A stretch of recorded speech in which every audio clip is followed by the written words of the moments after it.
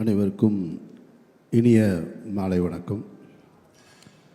அரங்கத்தில் இருக்கும் அனைவருக்கும் இறைவன் புறத்திலிருந்து சாந்தியும் சமாதானம் உண்டாகட்டும்.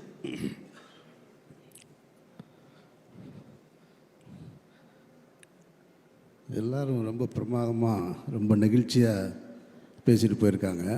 எனக்கு சொல்கிறதுக்கு என்ன இருக்குன்னு யோசிச்சுட்ருக்கேன்.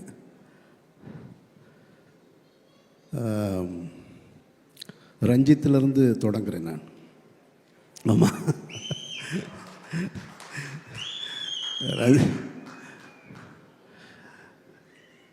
ரஞ்சித்துக்கும் எனக்குமான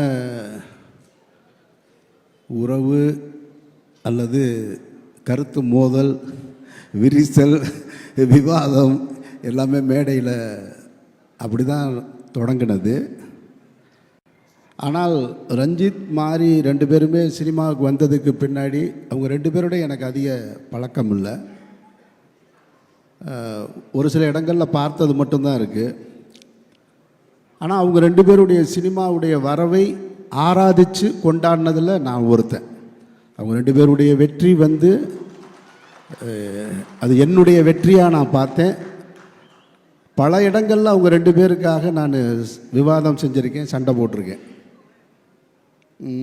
அப்படி இருக்கும்போது ரஞ்சித் ஒரு முறை என்ன அவர் படத்தில் நடிக்கிறதுக்காக கேட்டிருந்தார். அவருடைய ப்ரொடக்ஷனில் ரொம்ப முக்கியமான படம். என்னுடைய அலுவலகத்துக்கு அண்ணா நீங்கள் நடிக்கணும் அப்படின்னாரு. சரி, ஓகே, என்னோடய அசிஸ்டன்ட் தான் கதை சொல்லுவான் அப்படின்னு. சரி, கதை கேட்டேன். எப்படி இருக்குன்னாரு. என்னோடய ஒப்பீனியனை சொல்லிட்டேன் நான். ஆனால் அந்த படத்தில் நடிக்கலை நான். ஆக்சுவலாக தண்டகாரண்யம் அது மிஸ் ஆயிடுச்சு. அது அவங்க பேசிட்டு போன டைமுக்கும் அந்த படம் தொடங்கினதுக்கான காலகட்டம் கொஞ்சம் தள்ளி இருந்ததுனால நான் அதுக்குள்ளே என்னுடைய இறைவன் பெரியவன் ஷூட்டிங் கிளம்பிட்டதுனால பண்ண முடியலை. ஆனால் அதே ரஞ்சித்துடைய ப்ரொடக்ஷனில் மாரி செல்வராஜ் நடிக்கணும்னு என்கிட்ட கேட்குறாரு. மாரியே நான் முதல்ல பார்த்தது ஈழப்பிரச்சனையில் நானும் அண்ணன் சீமானும் கைதாகும்போது அப்போ ராமுடைய அசிஸ்டண்ட்டாக வருவார்.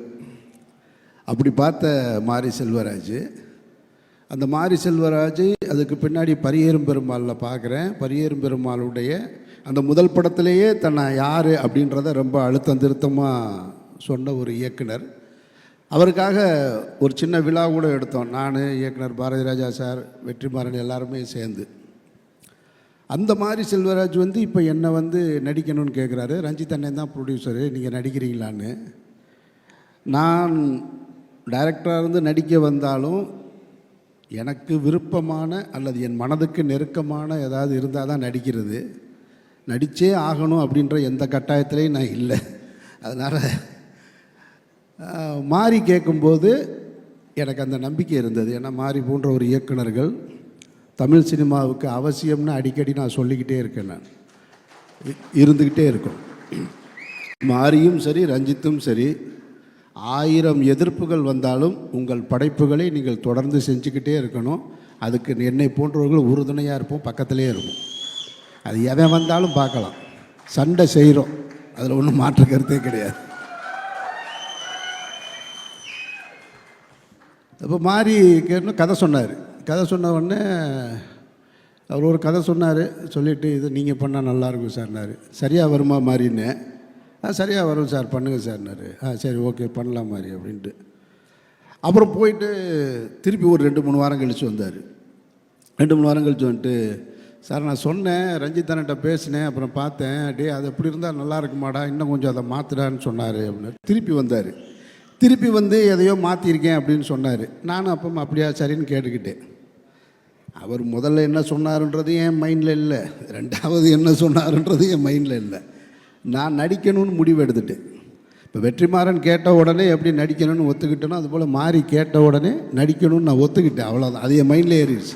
அவர் என்ன சொல்கிறாரு சொல்லலைன்றதெல்லாம் அப்புறமா அந்த படப்பிடிப்பு தொடங்கும்போது சில பிரச்சனைகளில் அப்போ நான் இல்லை. அப்புறம் படப்பிடிப்பு ஸ்டார்ட் ஆயிடுச்சு.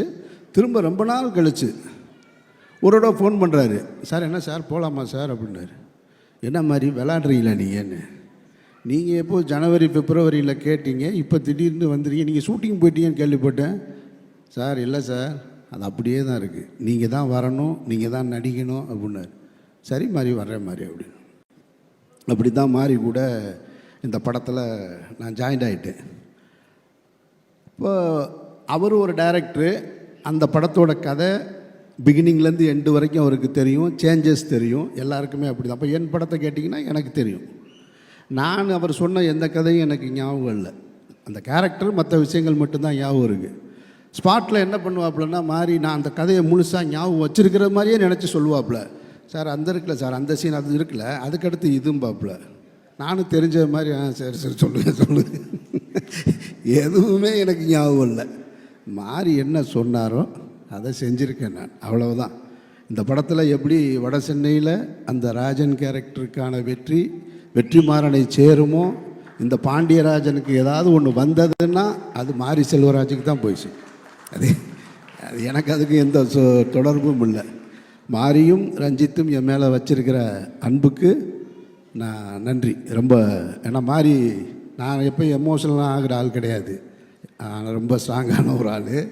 மாரி அதை சொல்லும்போது அவர் எதிர்பார்த்ததை விட கூடுதலாக அந்த கேரக்டர் பண்ணியிருக்கேன், நான் பண்ணியிருக்கேன்னாரு. அது அவர் தான் அதை வாங்கியிருக்காரு. அதனால் மாரிக்கு தான் அந்த கிரெடிட் போய் சேரணும். அதுக்கப்புறம் துரு, உங்களுக்கெல்லாம் இந்த துருவை எப்போ தெரியும்னு தெரியலை. நான் பார்த்தது இந்த உலகம்னு 99 பார்த்தேன் நான் வீட்டில். சினிமா எவ்வளோ விசித்திரமானது அப்படின்றத இந்த ஸ்டேஜை வச்சு என் மைண்டுக்குள்ளே ஓட்டி பார்க்குறேன் நான்.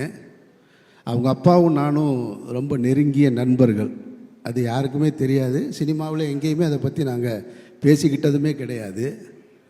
அவருடைய உழைப்பு என்னன்னு பக்கத்தில் இருந்து பார்த்தவன் நான். சேது படத்தில் டே 1லேருந்து பூஜையிலேருந்து ரிலீஸ் வரைக்கும் பார்த்தவன் நான். சேது வெற்றிக்கு அப்புறமும் பக்கத்தில் இருந்து பார்த்தவன் நான். அப்போல்லாம் துருவை போய் பாருங்கண்ணே, 2 வயசு இருக்குமா துரு அப்போது 99ல், 2 வயசுலனா 3 வயசு. பெசன் நகர் வீட்டில் எதையாவது கேட்டால் அடம் பிடிச்சிக்கிட்டே இருப்பாப்புல. நான் தான் தூக்கிட்டு போவேன் கடைக்கு வாயான்னு.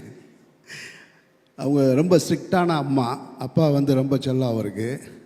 அதுக்கப்புறம் துருவை எப்போ பார்த்தேன் அப்படின்னா ஒரு 10 இயர்ஸ் இருக்குன்னு நினைக்கிறேன் நான். அவங்க அப்பா விக்ரம் சார், அவங்க அம்மா, அக்கா எல்லாம் சேர்ந்து சாப்பிட போகணும், டின்னர் போகணுன்னு சொல்லிவிட்டு நானும் என் ஒய்ஃபு என் குழந்தைங்க எல்லோரும் சொல்லி போனோம். இப்போ என் பொண்ணு கேட்குது, அங்கேயும் வந்து அதே மாதிரி தான் பண்ணிக்கிட்டு இருந்தாப்புல. டேபிள்லேருந்து அங்கேருந்து அங்கே இருக்கிற ஃபுட்டை எடுத்தாப்புல, இங்கேருந்து அங்கிட்ட அது வேணுன்ற அடுத்த பிளேட்டில் என்ன இருக்கோ அதை தான் கேட்டுட்டு இருந்தேன். அப்படி தான் துரு பார்த்தேன் நான். அதுக்கு பின்னாடி யூஎஸ் போயிட்டார், படிச்சுட்டு வர்றாரு. இப்போ பார்த்தா பைசனில் ஒரு நாள் பார்க்குறேன் நான். எனக்கு சேதில் விக்ரம் எப்படி பார்த்தனோ அப்படியே இருந்து. விக்ரம் சார்கிட்ட ஒரு வெறி இருக்கும். அவர் வந்து நான் சொல்கிறத கொச்சையாக எடுத்துக்க வேணாம், நான் என் மனசில் ஃபீல் பண்ணதை சொன்னேன் நான். அந்த படம் நடந்துட்டு இருக்கும்போது அவர் ரொம்ப ஃபைட் பண்ணி தான் இந்த இண்டஸ்ட்ரிக்குள்ளே வந்தார். நிறைய அவமானங்கள் பட்டிருக்காரு. அதை எதையுமே உங்களுக்கெல்லாம் தெரியாது, எனக்கு தெரியும். யார் அவரை அவமானப்படுத்தியது, எப்படிலாம் படுத்தினாங்க, அவங்கெல்லாம் இன்றைக்கி என்ன பொசிஷனில் இருக்காங்கன்றதெல்லாம் எனக்கு தெரியும். அவ்வளவு சொல்லுவார் என்கிட்ட. அவரும் நானும் அதிகமாக பயணிச்சிருக்கோம். அப்போ ஷூட்டிங் ஸ்பாட்டில் ஏதாவது கேட்டுகிட்டே இருப்பார், எனக்கு சரியாக வருமா, நான் நல்லா வருவேனா, நான் நல்லா வருவேனா, நான் நல்லா வருவேனான்னு. ஏன்னா அந்த படம் எடுத்து முடித்ததுக்கு பின்னாடி கூட ரிலீஸ்க்கு பண்ண முடியலை சேது. அப்பவும் அவர் ஃபைட் பண்ணிக்கிட்டே இருக்கார். அந்த இடைப்பட்ட காலத்தில் கூட போய் டப்பிங் பண்ணிட்டு வர்றார். பிரபுதேவா சாருக்கு போய் ஒரு படத்தில் டப்பிங் பண்ணிட்டு வர்றார். இவ்வளோ பெரிய படம் பண்ணியிருக்கோம், ஆனால் அந்த படம் ரிலீஸ் ஆகலைன்னு அதை பற்றி கவலைப்படாமல் டப்பிங் பண்ணிட்டு வர்றாரு.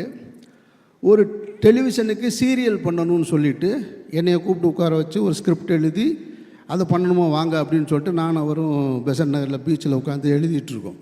அவ்வளவு கஷ்டப்பட்டு வந்தவர். அப்போ கேட்டுகிட்டே இருப்பார்.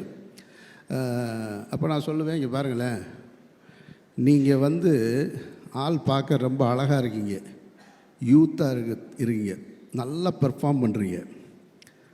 இப்போது இங்கே வந்து என்னன்னு கேட்டிங்கனாக்கா, அந்த டைமில் அஜித் விஜய்னு 2 நடிகர் வந்துட்டாங்க. அவங்களுக்கு ஃபேன் ஃபாலோவிங் கூடிக்கிட்டே இருக்குது. நான் சொல்கிறேன், நான் கொஞ்சம் கொஞ்சமாக 2 பேருடைய படங்களுக்கும் அந்த டைமில் தான் சேது அண்டர் ப்ரொடக்ஷனில் இருக்குது. அப்போ நான் சொன்னேன் அவர்கிட்ட, அவங்க 2 பேரும் என்ன பொசிஷனில் இருப்பாங்கன்றது தெரியல. ஏன்னா ஃபேன் ஃபாலோவிங் வச்சுருக்காங்க. இதில் யார் நம்பர் 1 யார் நம்பர் 2 அதெல்லாம் எனக்கு அதை ஜட்ஜ் பண்ண முடியும். ஆனால் ஒன்று சொல்கிறேன், நான் நீங்கள் கடைசி வரைக்கும் சினிமாவில் இருப்பீங்க. அது மட்டும் எனக்கு நல்லா தெரியும். கடைசி வரைக்கும் இருப்பீங்க. நீங்கள் தான் சினிமா வேணான்னு ஒதுங்கினா தான் உண்டு, தவிர சினிமா உங்களை ஒதுக்கவே முடியாது. அப்படி ஒரு ஆக்டர் நீங்கள், அதில் எந்த டவுட்டும் கிடையாது. அவ்வளவு டெடிக்கேஷன் அப்படிலாம் பார்க்கவே முடியாது. சும்மா சினிமாவில் டெடிக்கேஷன் சொல்லுவாங்க. நான் பார்த்து வியந்ததில் வந்து விக்ரம் தான். அது ரஞ்சித்துக்கு நல்லா தெரியும். அது சொல்லவே வேணாம். தங்கலானில் பார்த்துருப்பேன். கும்பகோணத்திலேருந்து திருவிடைமருதூரில் ஷூட்டிங் நடக்கும். உடம்பு குறைக்கணும், அந்த பாண்டிமடம் போர்ஷன் பண்ணணுங்கும்போது காலையில் எந்திரிச்சு நடந்து வருவார். ஒரு ஹீரோ அந்த படத்தில் நடிக்கிறதுக்காக லொக்கேஷனுக்கு நடந்தே வருவார். அது ஒரு 15 கிலோமீட்டர் இருக்கும். காலையில் நட, திருப்பி வரும்போது நட, 15 கிலோமீட்டர். அப்படியே இப்படி ஆகிட்டாப்புல பாண்டிமடம் போர்ஷன். கிட்டத்தட்ட அவருக்கு ஒரு வெறி இருந்தது, ஏன்னா நாம் ஜெயிக்கணும்னு. துருவுக்கு அது தேவையில்லை, ஏன்னா அப்பா பெரிய ஸ்டார். ஆனால் துருவுக்கிட்டையும் அது இருக்கிறத நான் பார்த்தேன். நான் உங்கள்கிட்டையும் பார்த்தேன். நான் அவ்வளவு, ஏன்னா அவர் படித்ததுக்கும் ஸ்டூடெண்ட்டு மாதிரி எந்திரிச்சு நின்றுட்டு அவ்வளவு எனக்கு ஆச்சரியமாக இருக்குது. யூஎஸில் படிச்சுட்டு அங்கேருந்து வந்து மாரி செல்வராஜ் லொக்கேஷன்லாம் உங்களுக்கெல்லாம் தெரியும்ல. அவர் என்ன ஊட்டிலையும் கொடைக்கானலும் எடுப்பார். அது ஒரு காடு, பொட்டக்காடு, எங்கே முள் இருக்குது எது இருக்குன்னு தெரியாது. அதில் கொண்டு வந்துக்கிட்டு அது கொடுக்குற காஸ்டியூம் இருக்குல்ல, அந்த கைலியை பார்த்தா எப்படா கிளியிருன்ற மாதிரியே இருக்கும். அதை கொண்டு வந்து அந்த லொக்கேஷன்லேயே கொண்டு வந்து அப்படியே நின்று மாற்றிட்டு, அந்த சகதிக்குள்ளேயும் மண்ணுக்குள்ளேயும் அந்த அது என்னது எரிக்கிற இடம் மயானக்கரையில் எனக்கும் அவருக்கும் எந்த காம்பினேஷனும் கிடையாது படத்தில். நான் ஒரு சின்ன கேரக்டர் தான் பண்ணியிருக்கேன். நான் நின்று பார்த்துட்ருக்கேன். நான் அப்போ பார்க்க எனக்கு வாய்ப்பு கிடைச்சது. அப்போ எனக்கு தெரிஞ்சது, நான் துருவோட முதல் 2 படமும் பார்த்துருக்கேன். துரு எப்படி வந்து விக்ரம் சார் பிதாமகனில் கிடைச்சது துருவுக்கு இந்த படத்திலே கிடச்சிருச்சுன்னு நான் நினைக்கிறேன். நான் அப்படி தான் நான் ஃபீல் பண்ணுறேன். எனக்கு ஆச்சரியம், என்னடா நம்ம தூக்கிட்டு கடைக்கு தூக்கிட்டு போன பிள்ளையோடு நடிச்சிட்ருக்கோம். பரவாயில்ல, சினிமா புதுசாக நிறையா சொல்லித்தருதுன்னு. வாழ்த்துக்கள் துரு, வாழ்த்துக்கள்.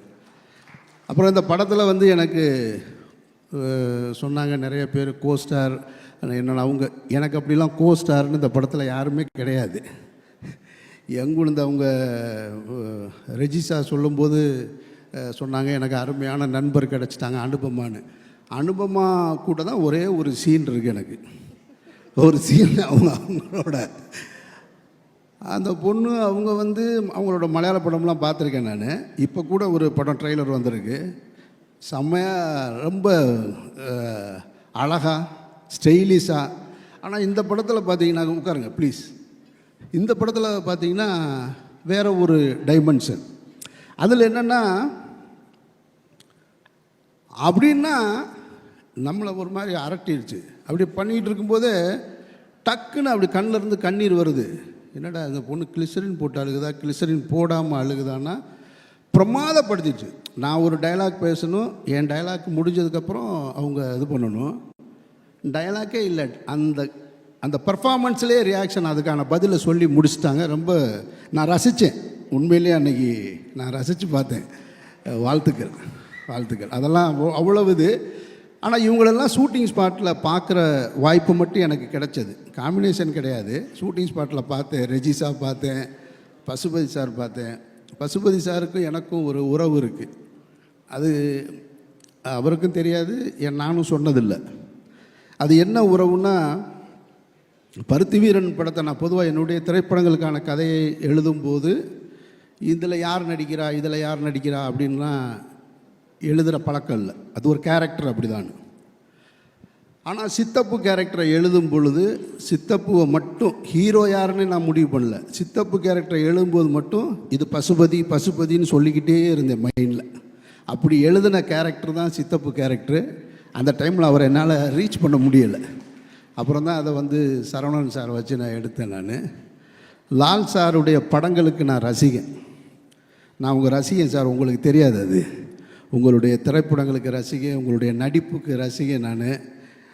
உங்களுக்கும் எனக்கும் காம்பினேஷன் சீன் இல்லை, அதனால் உங்களையும் எனக்கு பார்க்குறதுக்கான வாய்ப்பு கிடைக்கல. ஆமாம், எனக்கு என்னென்னா இப்போ என்னோடய கோ ஆர்டிஸ்ட்லாம் யாரும் தெரியுங்களா? அவங்கெல்லாம் மேடையில் கூப்பிடல, பூரா அந்த 5 கொலை பண்ணவங்க, 4 கொலை பண்ணவங்க, இவங்க தான் என் கோ ஆர்டிஸ்ட்டு. இவங்களோடையே தான் நான் அந்த படத்தில் அதிகமாக இருந்திருக்கேன். அப்புறம் மற்றபடி இந்த கம்பெனியை பற்றி சொல்லணும். அப்ளாஸ், நானும் ப்ரொடியூசராக இருந்திருக்கேன், டைரக்டராக இருந்திருக்கேன். நானும் வேறு படங்களை நடிச்சிருக்கேன் வேறு கம்பெனியில். ஒரு கம்பெனி எப்படி இருக்கணும் அப்படின்றதுக்கு நான் பார்த்த பெஸ்ட்டு எக்ஸாம்பிள் அப்ளாஸ் அப்படின்னு நினைக்கிறேன். அந்த டீமோட ஒர்க்கு, அவங்க ஆர்டிஸ்ட்டை அப்ரோச் பண்ணுறது, அவங்க ஒவ்வொரு ஷெட்யூல் போடுறது, ஒரு ப்ரோக்ராமை எப்படி நடத்தணுன்றது, உண்மையிலே வந்து தமிழ் சினிமாவில் இப்படி ஒரு கம்பெனி எனக்கு தெரிஞ்சு நான் பார்க்கல. நிறைய இருக்கலாம், எனக்கு தெரியலை. எனக்கு தெரிஞ்ச அப்ளாஸ் இருக்குது. வாழ்த்துக்கள் உங்களுக்கு, இதே மாதிரி நீங்கள் தொடர்ச்சியாக இருக்குது. அப்புறம் மாரி வந்து மாரியுடைய படங்கள், அவருடைய பேச்சு, அவருடைய சினிமா எல்லாம் எல்லாருக்குமே தெரியும், நான் சொல்ல வேண்டியதில்லை. ரொம்ப சீரியஸாகவே இருக்கும். ஆனால் எனக்கு ஒரு ஆச்சரியம், மாரிக்குள்ளே வந்து ஒரு ஹீரோ, ஒரு ஒரு ஒரு ஒரு ரொமான்ஸ் இருக்கான்னு ரெஜிஸா சொல்லும்போது தான் எனக்கு தெரியுது. அவங்க தண்ணிக்குள்ளே விழுந்தாங்கன்ன உடனே கூலிங் கிளாஸோட கூச்சிருக்காரு அப்படின்னு. ஏன்னா அவங்களுக்கு நீச்சல் தெரியாது, எனக்கும் தெரியாது. இப்போ ஒருவேளை எனக்கு அந்த சீன் இருந்துச்சுன்னு வச்சுங்க, நான் விழுந்துருந்தேன்னு வச்சுங்க, டே அசிஸ்டண்ட்டை கூட்டுவா, டே அவன் என்ன ஆச்சுன்னு பாடுறான், ரொம்ப நேரம் ஆச்சு உள்ளே போய். ஆனால் உண்மையிலே இது வரைக்கும் தமிழ் சினிமாவில் எம்ஜிஆர் கூட செய்யாதது கூலிங் கிளாஸோட குதிச்சது நீ ஒரு ஆள். அவர் கூட போகும்போது எல்லா படத்துலையும் பார்த்துருக்கோம், கண்ணாடியை கலட்டிட்டு தான் குதிப்பாங்க. நீங்கள் ஒரு படி மேலே போயிட்டீங்க. ஆமாம், ஷூவோட வாட்செலாம் கலட்டி கொடுப்பாங்க சண்டை போடும்போது, நீங்கள் அதுக்கு மேலேயும் போயிட்டீங்க. அதுதான் சொன்னாங்க, சரி பெஸ்ட்டு ஃப்ரெண்டுன்னு. வாழ்த்துக்கள் 2 பேருக்கும். அப்புறம் இந்த தம்பி கேமராமேன் எழிலரசன் தானே, அருமையான ஒர்க்கா, பிரமாதப்படுத்திட்டு. நான் ஸ்பாட்டில் பார்த்து ரொம்ப அட்மையர் ஆனேன். ரொம்ப ரொம்ப பிடிச்சது எனக்கு உங்களுடைய ஒர்க்கு. அப்புறம் இந்த நிவாஸ் மியூசிக் டைரக்டர் எங்கே இருக்காப்புல நிவாஸ், எனக்கு ஒரு நிமிஷம் வந்து துருவுக்கு போட்டியாக நீ வந்துடுவியோன்ற அந்த அச்சம் இருந்து. என்ன டான்ஸே அது, என்ன பெர்ஃபார்மன்ஸு ஸ்டேஜில். மாறி இப்படி பார்க்குறாப்புல, அடுத்த படம் இவனே போட்டுருவோமா நம்ம ஹீரோவா அப்படின்னு எனக்கே தோணுச்சு. ஏன்னா இப்படி ஒரு எனர்ஜி எங்கேருந்து வரும்? அத்தனை பாட்டை எப்படி மனப்பாடம் பண்ணி அதை பாட முடியும்? அது அந்த மூடோட, அதில் டான்ஸ் வேறு இடையில ஒரு இடத்துல மைக்கேல் ஜாக்சன் ஸ்டெப்பெல்லாம் போகிறாப்புல, அப்படி ஜம்ப் பண்ணி போகிறாப்புல. இவ்வளவு எனர்ஜிலாம் யாருக்கிட்டையுமே இருக்க வாய்ப்பு இல்லை. நான் எழுதி தர்றேன், நீ கண்டிப்பாக ஹீரோவாக போகிறீங்க, அதில் எந்த மாற்று கருத்தும் கிடையாது. அதனால் இந்த பைசன் வந்து படம் பார்க்கக்கூடிய வாய்ப்பும் எனக்கு கிடைச்சது. மாரியுடைய மற்ற படங்களை விட இங்கே ஏற்கனவே அவங்க சொன்னது மாதிரி இந்த படம் வந்து ரொம்ப இன்னொரு டைமென்ஷனாகவும் இருக்குது. கிராமங்கள்லேயே அந்த கேமராவை வச்சு அந்த கிராமத்து மனிதர்களை வச்சு எடுத்துக்கிட்டு இருந்த மாதிரி ஒரு ஸ்டெப்பு மேலே போய் இன்னொரு டைமென்ஷன் இருக்குது. அந்த ஸ்போர்ட்ஸு சம்மந்தமான படமாக இருக்கிறதுனால நான் பார்த்தேன். ஏன்னா அந்த இடத்துல கொஞ்சம் தடுமாற்றம் இருக்கும் எல்லாருக்கும். அதை உடைக்கிறது இருக்குல்ல, அந்த உடைக்கிறத சரியாக உடைச்சிருக்காரு. பாரதி ராஜா சாருக்கு இந்த பிரச்சனை இருந்ததுன்னு சொல்லுவாங்க. அவருடைய முதல் 3 படங்கள் கிராமத்து படங்களாக இருந்தது. வெற்றி படங்கள், தொடர் வெற்றி படங்கள், 16 வயதிலே, கிழக்கே பொம்முறையில், புதிய வார்ப்புகள்லாம் வெற்றி ஆன உடனே இந்த ஆளுக்கு கிராமத்து படம் தான் எடுக்க தெரியும், வேறு எதுவும் எடுக்க தெரியாதவனே வச்சார். ஒரு ஆப்பு சிகப்பு ரோஜாக்கள்னு ஒரு படம், எல்லாத்தையும் தாண்டி ஒரு ஹிட்டு. அது மாதிரி இன்னொரு இடத்துக்கு மாறி நகண்டிருக்காப்புல. மாறி அந்த விஷுவல்ஸும் நான் பார்த்தேன். வாழ்த்துக்கள் மாறி, வாழ்த்துக்கள். மற்ற யாரையும் விட்டுட்டேன்னா, யார் அனீஸ், அந்த தம்பி போயிட்டான். அவனை எனக்கு அடையாளம் தெரியல. யாகியா பாயுடைய பேரன், அவன் சொன்ன மாதிரி சின்ன பையனாக தான் நான் பார்த்துருக்கேன் நான். வாழ்த்துக்கள். மாறி உங்களுடைய திரைப்பயணத்தில் பைசன் இன்னும் ஒரு மகுடமாக இருக்க என்னுடைய நெஞ்சார்ந்த வாழ்த்துக்கள். நன்றி. Thank you so much, sir. We request you to please stay back. Ranjit sir, please join us on stage to felicitate.